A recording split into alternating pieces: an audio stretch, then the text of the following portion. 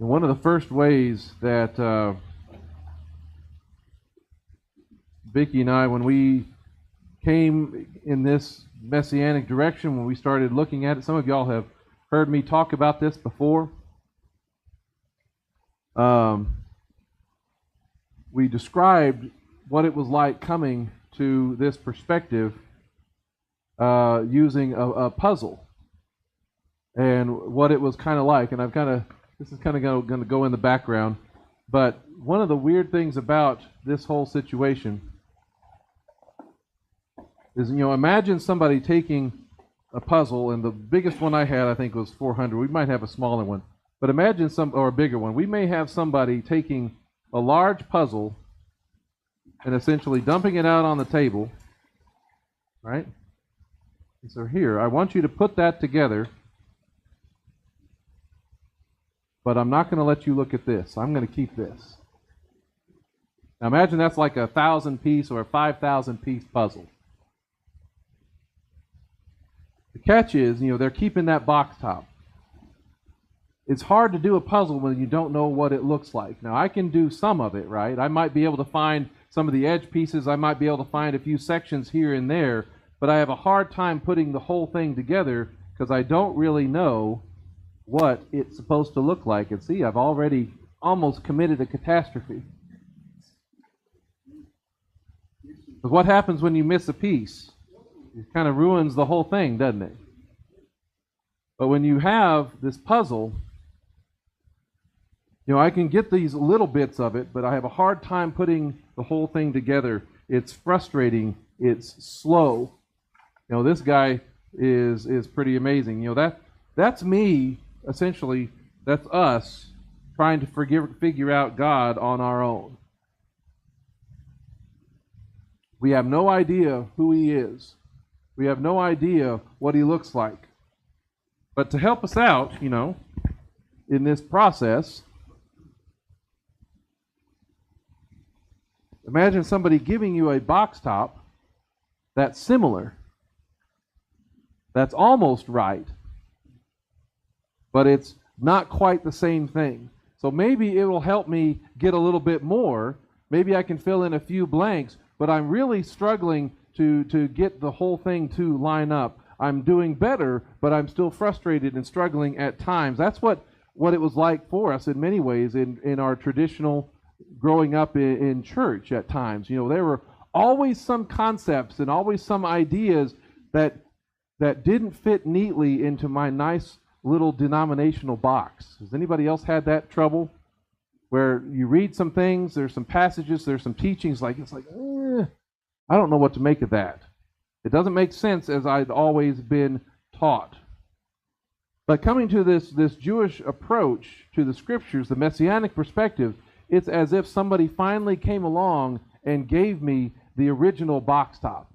I still have work to do to put the picture together, but I can see where things are supposed to go. I can see where things are supposed to fit. The whole thing becomes clearer. And in fact, now that I have the original box top, I'm less frustrated.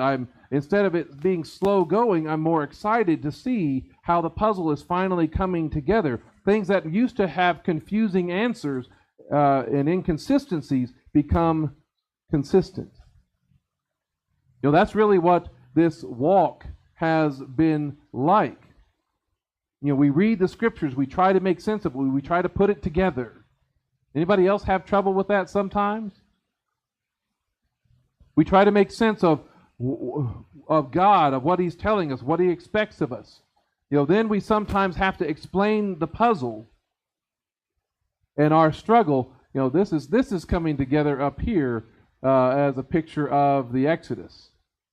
But I want y'all to see this next one.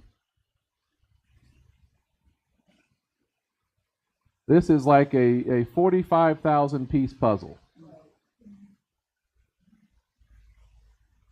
And I found out in looking at this that it took him 9 months to do it. Can you imagine, a woman could get pregnant on the day that he started this puzzle and deliver on the day that he finished. And that's just putting a puzzle together, much less a human being together. We struggle trying to put it all together. It's too much for us in many ways. We struggle trying to explain the puzzle and even our questions, even our struggles to others, to our friends and their family. They don't understand our problem, right? Because in many ways, they've got all the puzzle put together that they need or that they want. When it comes to the faith, so many of our friends and family are content knowing everything that they know. They don't worry about the questions that some of us have had. They don't worry about the inconsistencies there. They're content, knowing the happy, smiling Jesus that makes us feel good, and we know that He loves us, right? And that's fine. There's nothing necessarily wrong with that. They may be content with the Jesus that we know is praying for them, or things like that. Or maybe they grew up in the 60s and they're real comfortable with the hippie Jesus and all those other things that are out there. It doesn't really matter, in some people's minds, what the puzzle as a whole looks like, as long as you've got the main thing, close enough. You don't have to put all the pieces in there in some people's mind. Do I really need all the other stuff in the puzzle if I've got the most important part figured out? Right? That's the kind of how it works. I've got this piece fixed and done. I don't really need the rest of it. Does it really matter if I can't find that missing piece? But, it's still there. We still know it's not complete. We're not seeing the whole picture. Yes, I've got the most important part. Why do I really need to put the whole puzzle, the rest of the puzzle together? Especially, you might not want to put the whole thing together if you might find things that doesn't fit that denominational box that you're used to, or it might the things that might not even be accurate in your puzzle. Like in this one, for example, you might have the main part well, but there's a problem with this particular picture when it comes to Passover, which is supposed to be a picture of the Lord's Supper. I mean, it's I don't expect that he had, large fluffy loaves of Wonder Bread at the Last Supper. But that's what he's got. Or what if you find out the puzzle that you're putting together, is maybe more Jewish than you're comfortable with. Right? There's a lot of people that might not be comfortable with that reality. We're used to seeing things a certain way, and only a certain way. And to change it up, it's like, well, man, it's like you're just pulling my puzzle, the puzzle I think I've got figured out. It's like you're pulling it all to pieces. So why worry about all that stuff? And that kind of relates to this week's common excuse. So far, we've looked at 8 excuses that we often hear from our friends and our family that aren't necessarily interested in asking the kind of questions that we have. They aren't maybe ready to address the issues that we sometimes talk about. So some of the ones that we've been through are, but I'm not Jewish. But Jesus fulfilled the law, or the law was nailed to the cross. Have y'all heard some of these before? That I'm a new covenant believer. I don't need all that Old Testament stuff. There's this division that in some people's minds between the law of Moses and the law of Christ, as if they're completely different and separate and not related to each other. There's the things that we deal with, or that we've grown up with, or that we've heard my whole life, and you're not going to change that. There's some people out there that intend or don't want the Gentiles to keep the Torah the way everybody does. So they want to keep the Gentiles from the Torah. And then there's some that say that that's something that is going to happen maybe in the future, maybe in the kingdom. It's not really needed for today. And so when we look at things like the Shabbat, like things like the feast, like the dietary rules and restrictions, or the Jewish way of life, as they see it as meant for a different era. Those are parts of the puzzle That as long as if I remain ignorant of what the rest of the puzzle looks like, if I don't put the rest of the puzzle together, I don't need to worry about it. That's in the past. It's in the future. It's not meant for believers in Messiah today. In fact, all those things, being from this bygone era, aren't really needed. They aren't really necessary. They don't really contribute or add anything to our faith. And that's because really all of that stuff, and this one is for today, those are really just shadows of the Messiah. Y'all have heard this one before? Anybody? These are just shadows. They take it from Colossians chapter 2. If you have your scriptures there, you can open up to that. That's mostly where we're going to be today. But it's Colossians chapter 2, verse 16. He says, therefore, and this is the Apostle Paul talking, and of course, everybody understands Paul perfectly and interpret him correctly, right? Therefore, don't let anyone judge you in regard to food and drink, or in matter of a festival, or a new moon, or a Sabbath day. These are a shadow of what was to come. The substance, or the reality, or the soma, the body, is Christ. And so that's where that excuse comes from. If our friends and our family bring up that idea, those are just the shadows. They bring up this passage. How they usually interpret it, and y'all tell me if I'm wrong on this. So they read this and they say, "See, it doesn't matter if I do any of these things. No one is really supposed to judge me if I don't." If I don't do those Jewish things, because they are merely shadows, they are vapors, they're immaterial, they're unnecessary. I have the substance. I have the reality. And that's the only important thing that matters. I have Christ. Right? That sound about right how it's used? Those things do nothing to define our relationship with Him. And they'll pair this verse with Galatians chapter 4 as if they're talking about the same thing. He says, now that you've come to know God, or rather you have come to be known by God, so how can you turn back again to those weak and worthless principles? Do you want to be enslaved to them all over again? You observe days and months and seasons and years, and I fear for you that perhaps I have labored over you in vain. Right? Those two passages go together when people are making this kind of excuse. And I went over this one a bit more, this excuse in detail about how Paul would never call the Torah or the commands of God weak and worthless principles. He would never do that. For Paul, the Torah, the law, is holy, it's righteous, and it's good. So to see what he's talking about here, you have to go back a verse when he described what their life used to be like. What their life used to be like as a Gentile. So keep that reading in mind.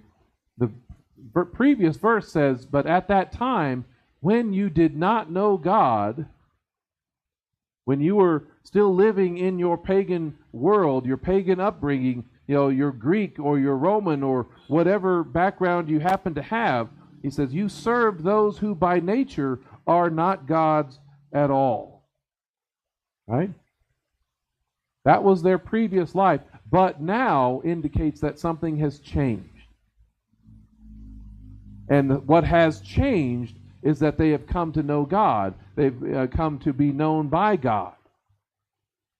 So when they're turning back, what are they turning back to?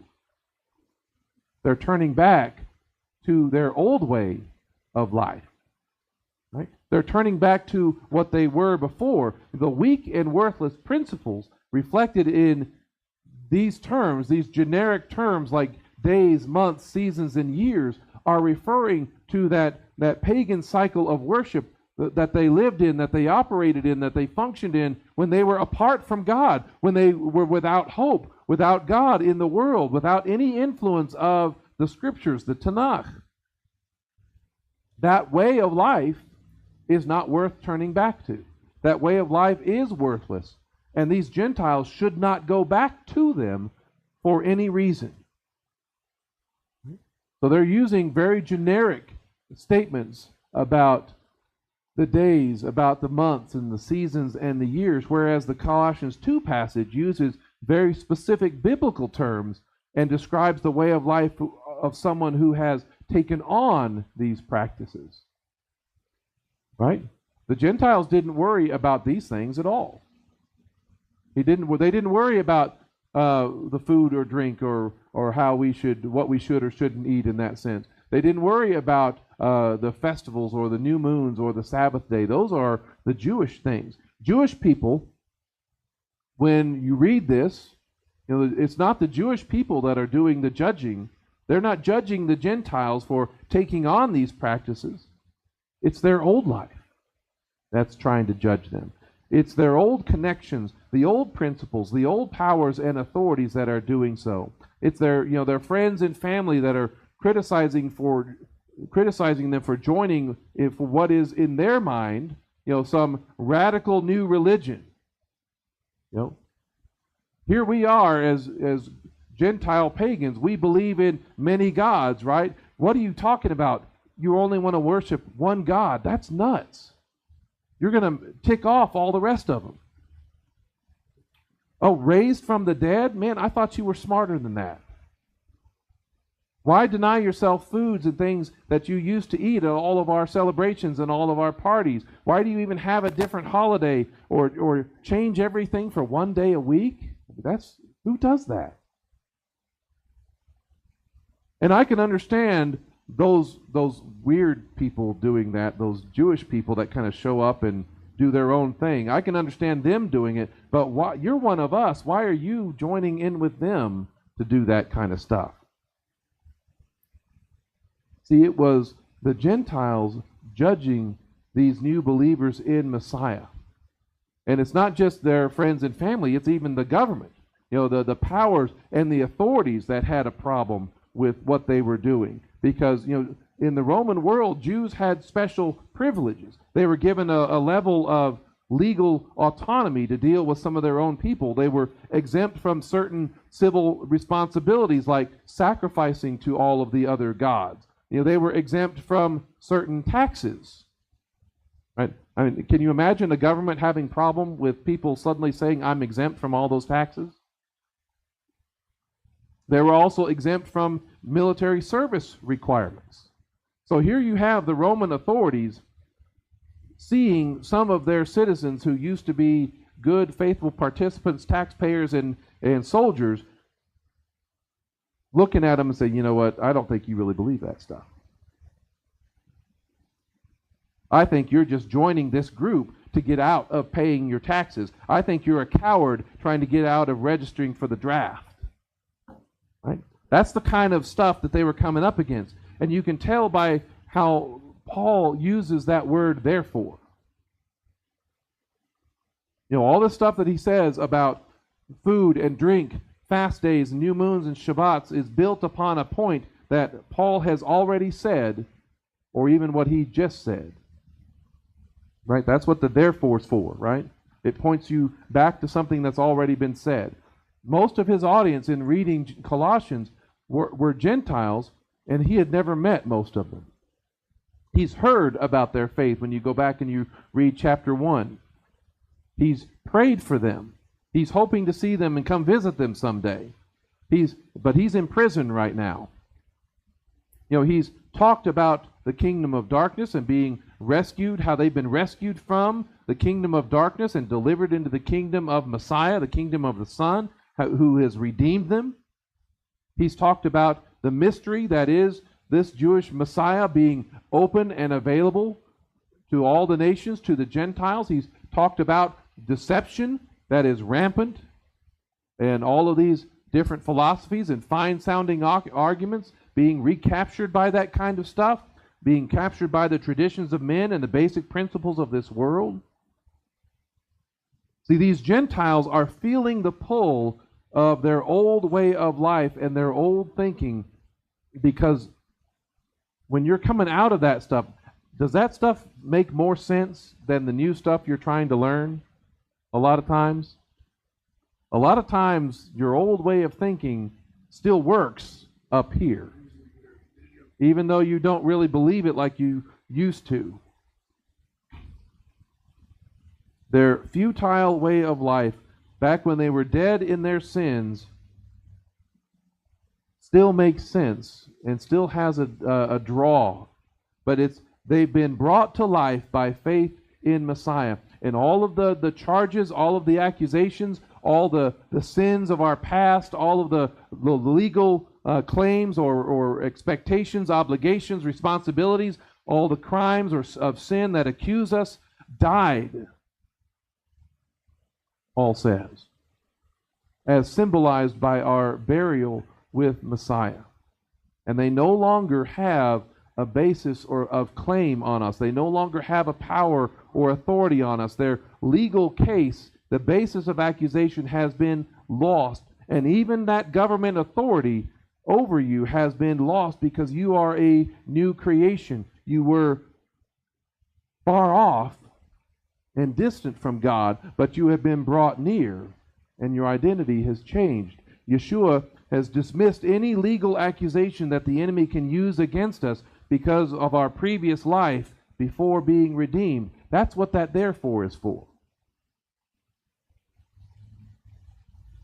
That no Gentile system, no government or philosophy, religion or practice defines who you are anymore.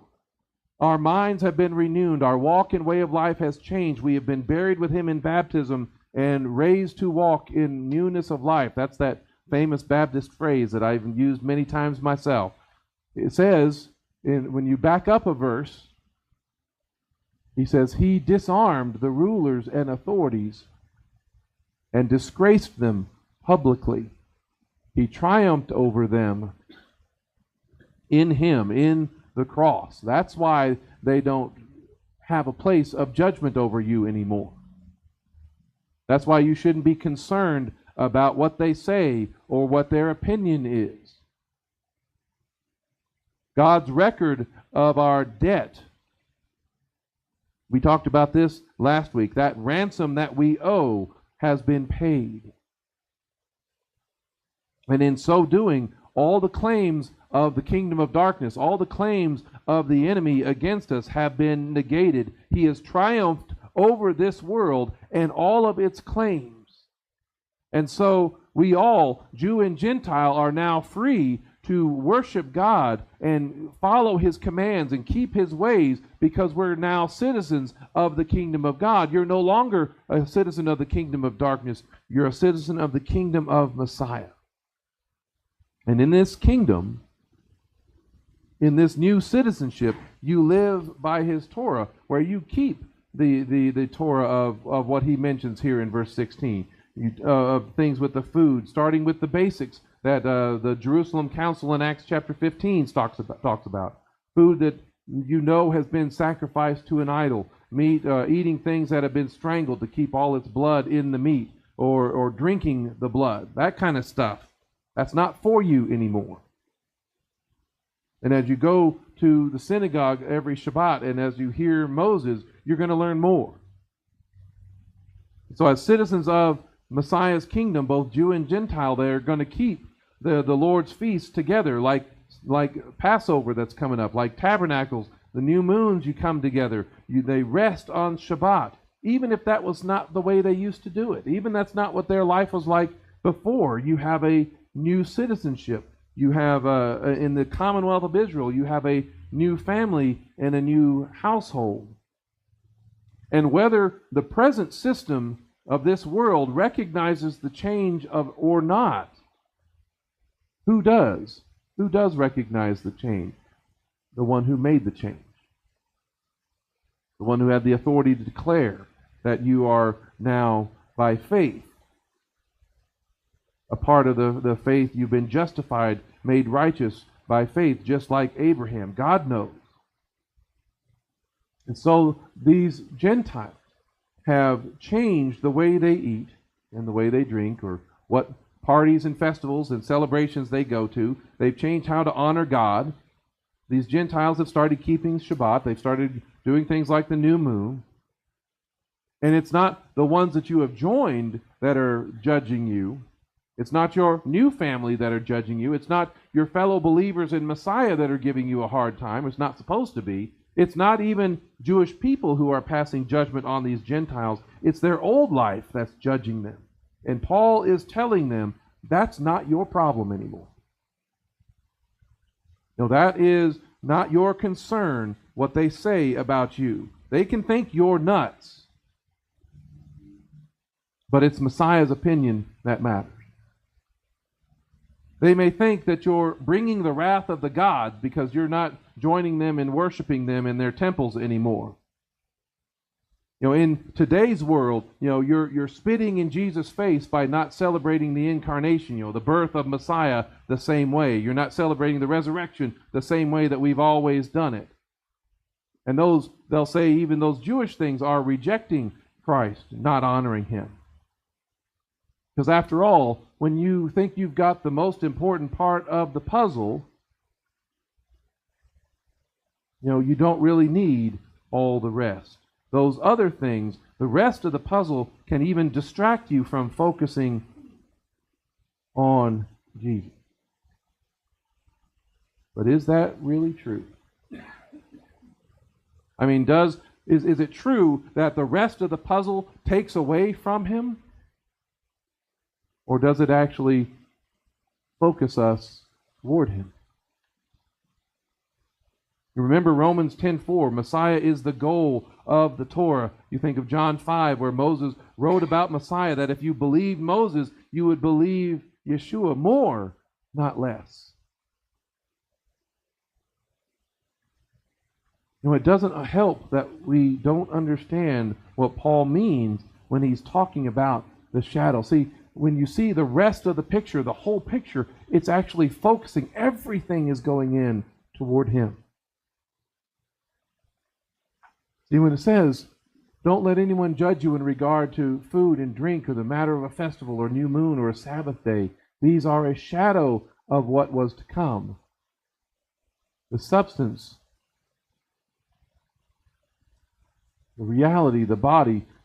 This is one of those places where some of your translations may say, but the substance is Christ. That's one of those instances where the but really is not there.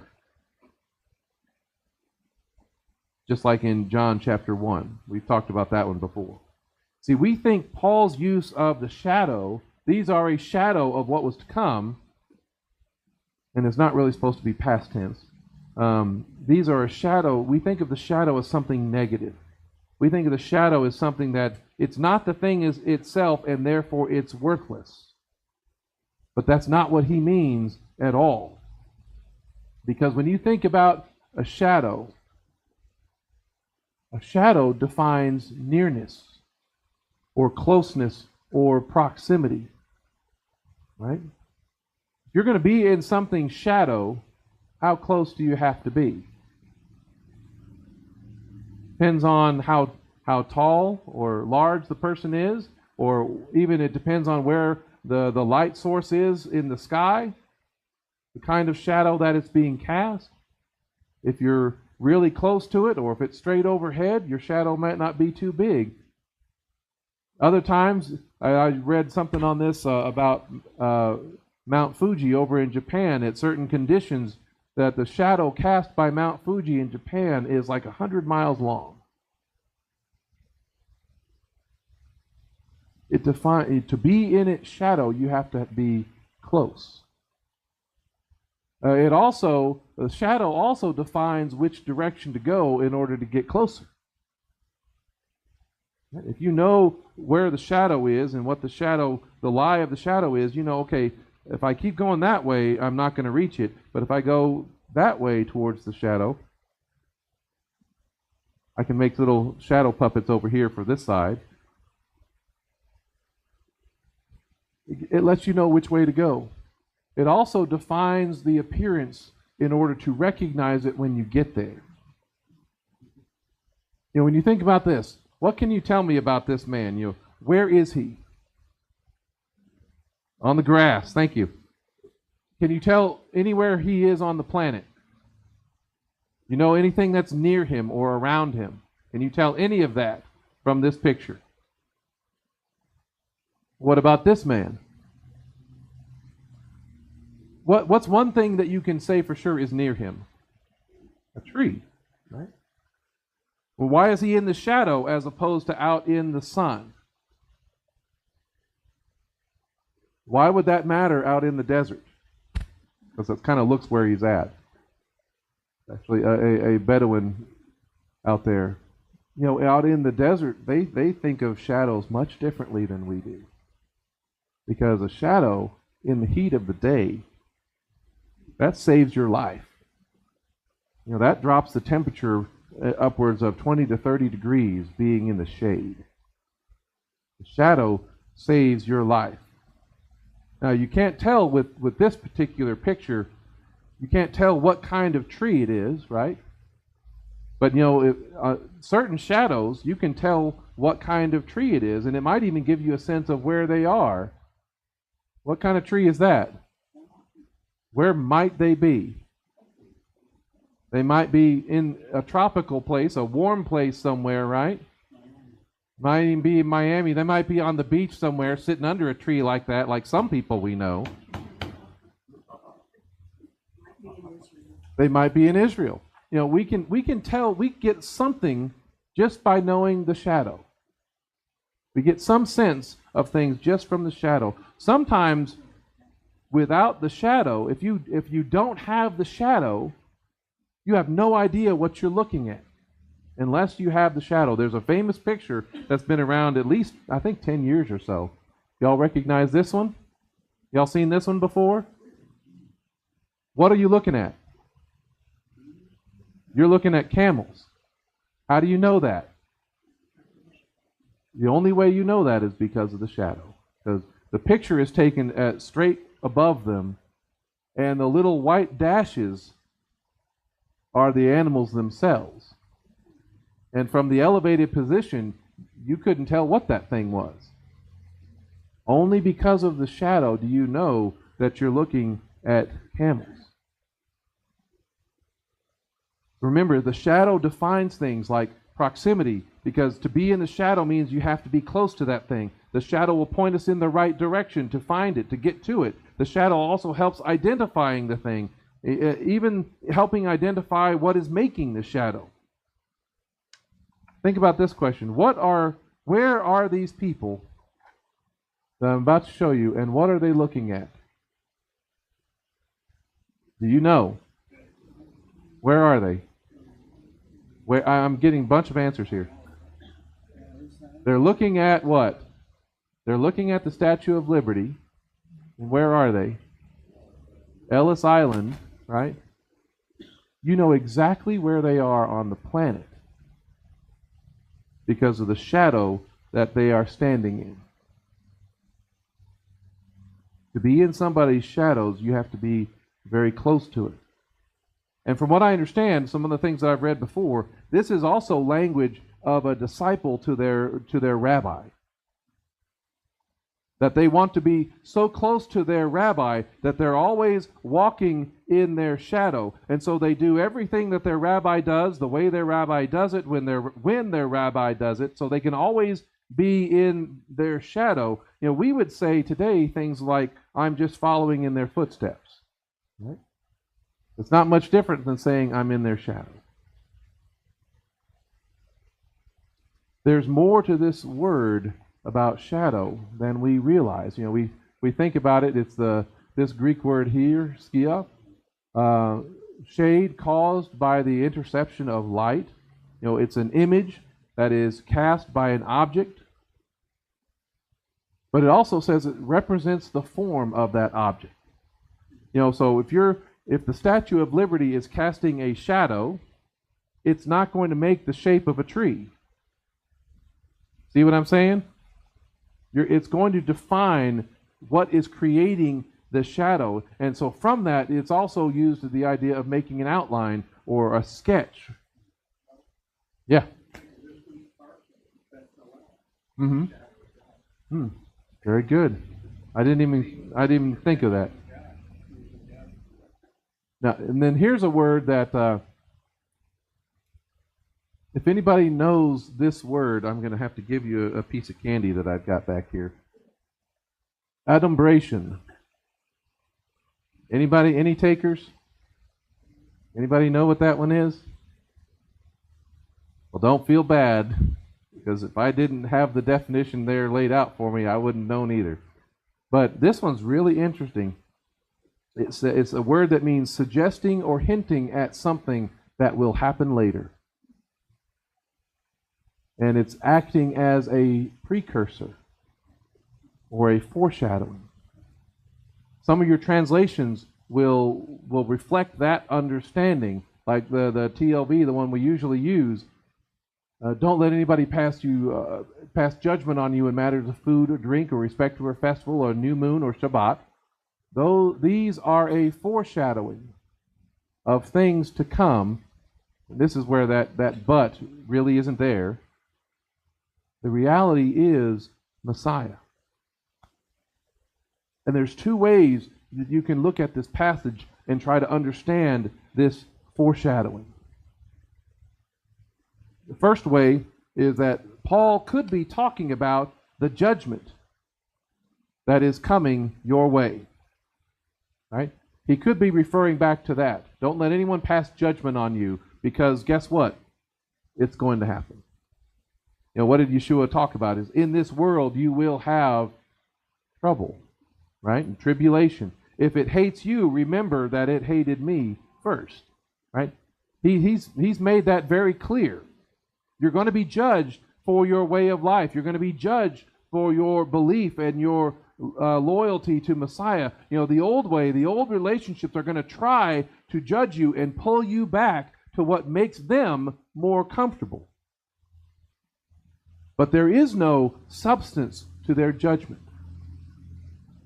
Their judgment is not the reality or the opinion that matters. They have no jurisdiction over you anymore. They have been disarmed. The real judgment, the only one that matters, is Messiah's judgment. And he will tell those who don't live by his ways, right, depart from me, you workers of lawlessness, you who live without the Torah, you who don't care about my ways. But to those who do, he says what? Well done, my good and faithful servant. So in one sense, he could be talking about the judgment, the foreshadowing. These things are leading up to, expect these things to come. Secondly, and I think this is really the better one, it is these practices themselves that are the foreshadowing and pointing to the coming of Messiah. Actually, both of these are true in many ways. But things on that list, even the clean and unclean food sacrificed to idols, point to him, because they help us distinguish between the holy and the common and the profane. They help set apart the fact that God is not honored in those things. The food was one of the last issues, I've told this before, that he dealt with me on in this journey. You know, being from Texas, right? Pork barbecue and bacon those are essential, parts of life.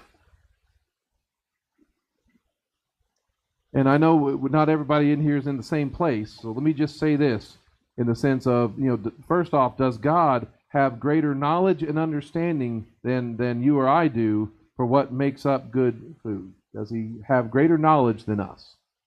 Secondly, has he clearly expressed his instruction or expectation on the matter for his people? Yeah, he's kind of done that. And then thirdly, the most important one, does God have the authority to tell you what to eat or not to eat? Or the real question in that is, do you allow him the authority to tell you? See, remember, with all of something like that, remember the very first sin, the reason that we need a Messiah at all is that Adam and Eve did what? They ate something that he told them not to. It sounds like that's like a recurring problem for us. When it comes to things like the new moon, the Shabbat, the feast, those also point to Messiah. Because in keeping those things, you are remaining in the shadow that he has cast.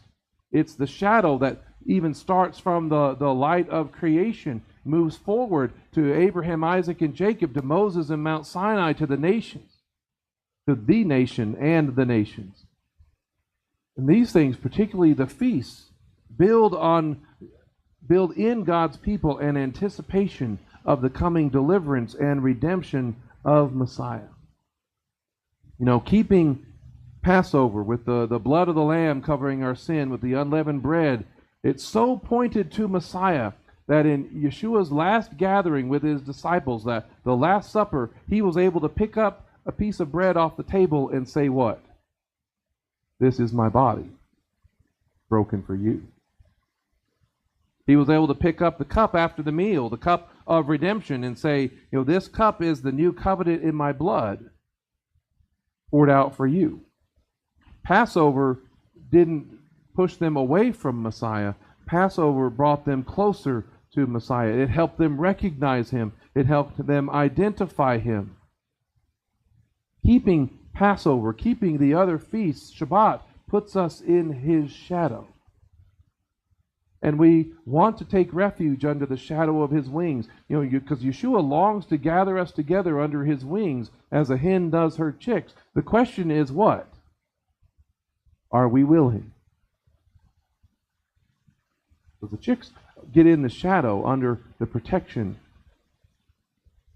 These feasts are shadows. That means we are close to him, that we are coming under his protection.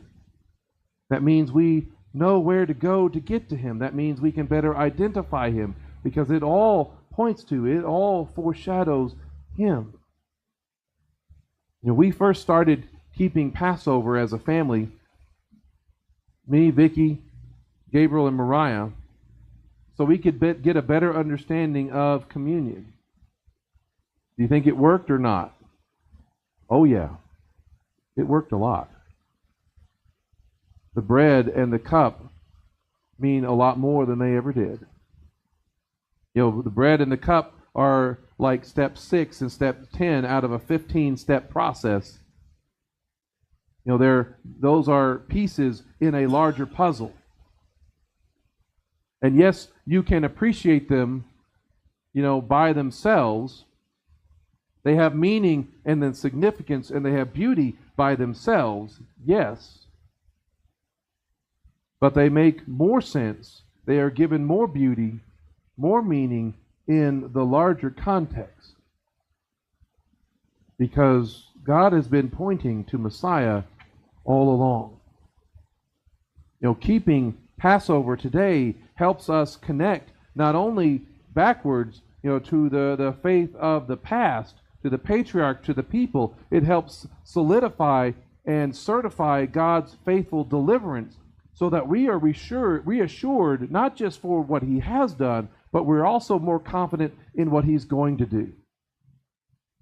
Passover points backward, casts a shadow to the past, but it also casts a shadow towards the future and the promise of his coming in power and glory, because he promised that he was going to drink this cup again in the kingdom. You know, by not keeping Passover, we're actually losing one of our most effective tools of sharing the message of Messiah, what we would call evangelism, telling people about the good news of God's deliverance and redemption that is made possible by Messiah. And so many churches come up with all kinds of themes, and I used to be right along with all of this. We came up with all kinds of themes and programs to try to manufacture revivals and events. We tried to make them up and come up with them on our own. You know, when God has put such events on his calendar every year to make his people talk about redemption, to talk about the coming of the King in power and glory, to talk about the coming of the judgment and the dividing of the sheep and the goats, to talk about the wedding feast and the harvest of the nations, he put that on the calendar. You don't have to manufacture anything. You don't have to make up a new program and buy a new book or anything else like that. It's all right there. That is the shadow that Paul is talking about. All of these things, the food and drink, the festivals, the feasts, the new moon, the Shabbat, they all put you in the shadow so you know you are close to Him. He puts you in the shadow so you know how to get to Him. It puts you in the shadow so you know better how to identify Him. They direct God's people to the substance and the reality that is Messiah Yeshua. And we're missing significant pieces of our faith, of our puzzle, by not doing them. We're missing something important. Now, wrap up with this. Have y'all ever heard of Pascal's wager? Anybody know what that is? A couple of you. Blaise Pascal was a 17th century French philosopher. He argued that since we cannot definitively prove or disprove God's existence, we should wager or bet on God's existence. And the argument goes that you have the option of believing in God or not, yes or no. And then there's the reality of does He exist or not, yes or no. That's kind of on the side. So if you don't believe in God and there is no God, that's kind of this one over here, then nothing really matters. You haven't really lost anything. You can just do whatever you want, right? You don't believe and there is no God, you've not lost anything. But if you believe in God and there is no God that exists, he says, well, you haven't really gained anything because He doesn't really exist. You might have wasted your time, but you can still be a good person in that, right? But then on the flip side this is the wager part of it. If you don't believe in God and He does exist, you've got a problem. Because the only one that is really gains something is you believe in God and He does exist, you gain something that you could otherwise not have.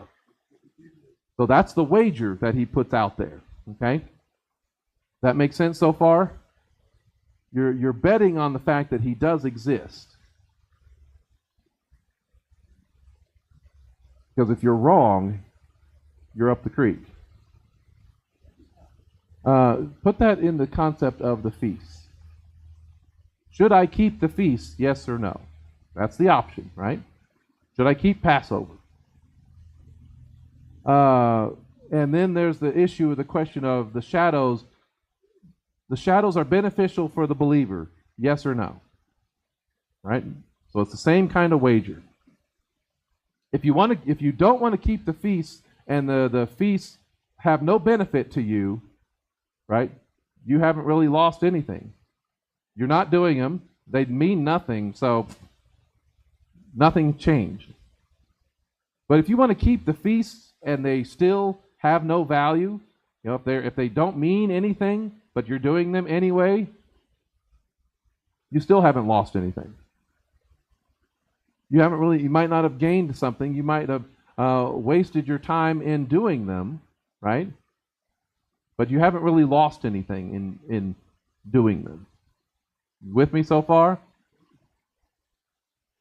Then on the flip side, what if you're keeping the feast and they don't, and they do mean something? If they are important, but you don't want to do them anyway, you're betting on that fact that I don't want to do them but they do mean something. Then you're missing something important that God has for you. And on the flip side, if you keep the feast, if you keep Passover, things like that, the Shabbat, and there are benefits for believers, then it's going to do all those things that a shadow can do. It's going to increase your closeness to Messiah. It's going to help you identify Him. It's going to help you be in His shadow and close to Him. That's the wager. And I'm more and more convinced. It's hard to tell. That's all put up as a little puzzle. Every year I am convinced more and more of the importance of the value, even the necessity of these things that Paul listed in Colossians 2, the value of keeping the feasts and the Shabbat. I believe they are becoming more and more important as the day of Messiah's return approaches, because it sets us apart from the systems of the world that no longer have authority over his people. It helps us connect with the Jewish people. It helps to make them jealous for their own faith. It helps to deepen our faith. And a lot of the believers in Messiah, in Christ, who think they've heard everything when they haven't put the pieces of the puzzle together. And it helps us to evangelize and spread the good news of Messiah to those who don't know him at all. And so it's important for us to keep the feasts and all of the shadows of Messiah, because they direct us to him. That make sense?